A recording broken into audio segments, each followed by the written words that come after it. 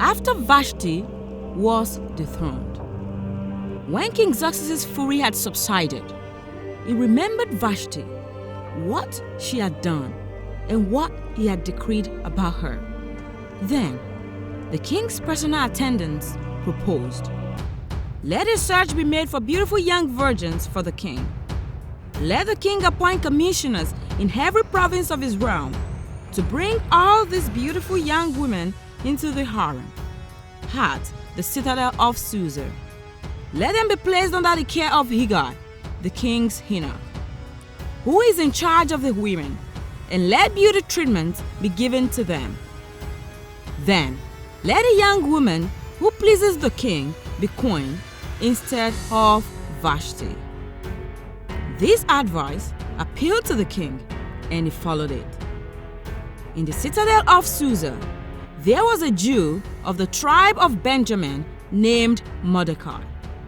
Mordecai had been carried into exile from Jerusalem by Nebuchadnezzar, king of Babylon.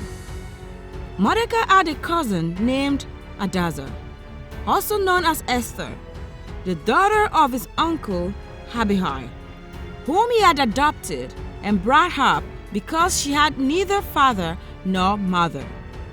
This young woman, Esther, had a lovely figure and was beautiful. Mordecai had taken her as his own daughter when her father and mother died. When the king's order had been proclaimed, many young women were brought to the citadel of Susa and put under the care of Hegai. Esther was also taken to the king's palace and entrusted to Hegai, who was in charge of the harem. When Esther got there, she pleased Hegai and won his favor. Immediately, Hegai provided her with her beauty treatment and special food. He assigned to her several female attendants selected from the king's palace. He also moved her and her attendants into the best place in the harem. Esther had now revealed her nationality and family background because Mordecai had forbidden her to do so. Every day, Mordecai walked back and forth near the courtyard of the harem to find out how Esther was doing and what was happening to her. Before any young woman's turn to go into King Xerxes, she had to complete 12 months of beauty treatments prescribed for the women, 6 months with oil of myrrh and 6 with perfumes and cosmetics. And this is how she would go to the king. Anything she wanted was given to her to take with her from the harem to the king's palace. In the evening, she would go in there, and in the morning, return to another part of the harem. She would now return to the king unless he was pleased with her and summoned her by name. When it was Esther's turn to go in to the king, she asked for nothing other than what Hegai suggested. And Esther won the favor of everyone who saw her. She was taken to King Xerxes in the royal residence in the 10th month. When the king saw her, the king was attracted to Esther more than to any of the other women. She won his favor and approval more than any of the other virgins. So, King Xerxes set a royal crown on her head and made Esther queen. The king gave a great banquet, Esther's banquet, for all his nobles and officials. He proclaimed a holiday throughout the provinces and distributed gifts with royal liberality. This was how Esther was crowned and made queen. Bible stories are powerful stories that reminds us of how great and powerful God is. They are not ordinary stories. That is why it's not enough to tell the story. It's important to break the story down and explain the meaning to help us in our own personal life and situations. facts from this story. This episode of the story of Esther is a story of breakthrough, mercy, grace, favor, and divine turnaround. Let's look at the background of Esther from the beginning of this story. She was an orphan.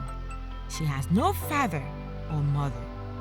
That is an example of an helpless situation or an unfortunate and sad situation. She was adopted by her cousin Mordecai. Also, she was taken captive with Mordecai into exile from Jerusalem to a strange land, which means as a slave. That is also an unfortunate, sad, helpless, and hopeless situation. How do you think Esther might be feeling? Stalked, lost, trapped. She was a nobody. No father, no mother, then became a captive. So it's like the situation is getting worse. The lesson from number one fact from this story is that I want you to always use Esther's story as a reference in your life. As you are listening to this story, I don't know what it is that you're going through in your life right now, but I want you to know that God can change any situation and turn it around 360 degrees. It doesn't matter your background, condition, history, story, level. It doesn't matter your situation, your past, or circumstances surrounding your life. It doesn't matter who you are, what you're going through, or have been through. God can change your story. He can make you happy. He can give you breakthrough. He can set you free. He can take you from nobody to somebody, from captivity to the throne. Great places, position of authority. He can bless you, restore you, and give you hope. Don't lose hope. Fact number 2 from this story and episode. There was an opening. The seat of the queen, the position of the queen, was empty. What happened to Vashti was sad. Even though she misbehaved, became comfortable, and was dethroned. But God was creating a space for Esther, making an arrangement for Esther. The lesson from this fact is that sometimes, or a lot of times, according to human nature, when we are in an unfortunate situation, either we are praying or not, we always get impatient because we don't know when, how, and what will happen next. But God has not forgotten us. He's actually working on our case. Some answers may come instantly, and some may take time. The devil does not want us to get there. Sometimes, or a lot of times, he presents us with inferior options and alternatives. And if we are not careful, he may rob us of what is coming. We need to always pray for grace to get to the promised land. In Esther's case, there was a search for beautiful young virgins for the king. According to the story, what if Esther has decided to settle for one of the men they were in captive together, or in the same situation? I don't know the mind of Esther, but never allow low self-esteem, no matter where you find yourself. She qualifies for the position. The third fact from this episode and story: Esther received God's favor. From a slave to a royal. What is favor? According to Oxford Dictionary, favor is the approval, support, or liking for someone or something.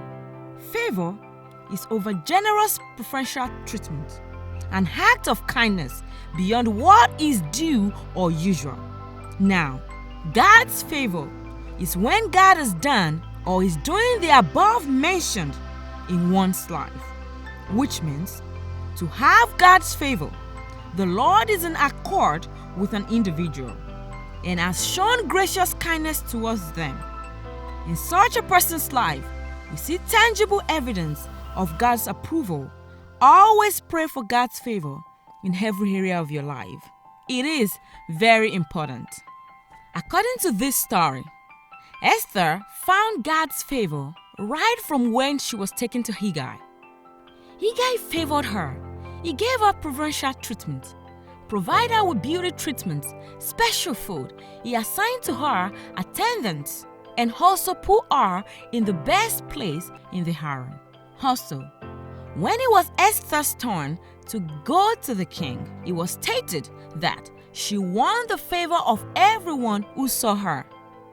Also, she won the favor and approval of the king more than any of the other virgins and was crowned queen. We need to always include in prayers favor in all areas of our life. It is very important.